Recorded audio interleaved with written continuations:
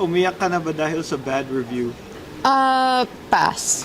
What bad review? Charot! Hi ATM, this is Rhian Ramos and I'm here to play Pass or Slay. Nag-google mo na ba sarili mo this month? Pass. Na-stalk mo na ba IG ng co-star mo? Slay. Sino? Lahat ng sangre. Na-late ka na ba sa set dahil sa ayos buhok or makeup? Slay. May scene ka bang inulit dahil natawa ka sa co-star mo? Slay. Sometimes sa sarili ko din. May script ka na bang tinanggihan dahil nang hindi binabasa? Nang hindi binabasa, hindi. Pass. Nag-fake ka na ba ng phone call para umiwas sa mga tao? Slay.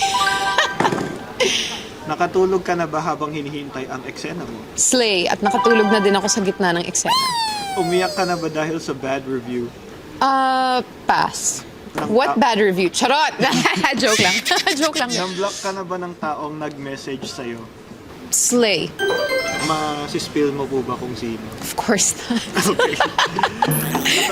Naka-post ka na ba sa IG story na dinelete mo agad? Slay. May chat ka bang na-send sa maling tao? Slay. Sa mami ko pa.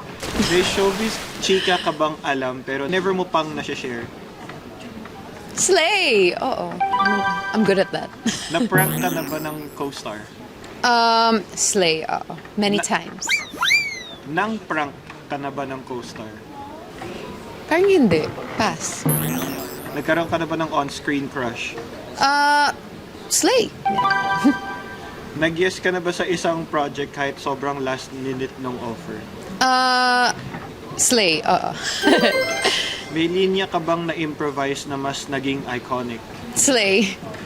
Mga galing sa saucy problems, like yung mga Ermagerd, and meron pa sa, for some reason, yung mga ganong character, like si Zoe ng Totga, tsaka yung sa saucy problems. Nag-costume change ka na ba sa sakyan dahil nagmamadali ka na? Yes, slay.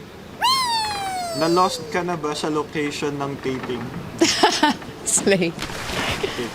May project ka bang gustong ulit-ulitin ngayon? Slay, yung Totga, sarap balikan. Really enjoyed that show. Thank you so much, ATM, for your pass or slay questions. And don't forget to subscribe to Adventure Taste Moments.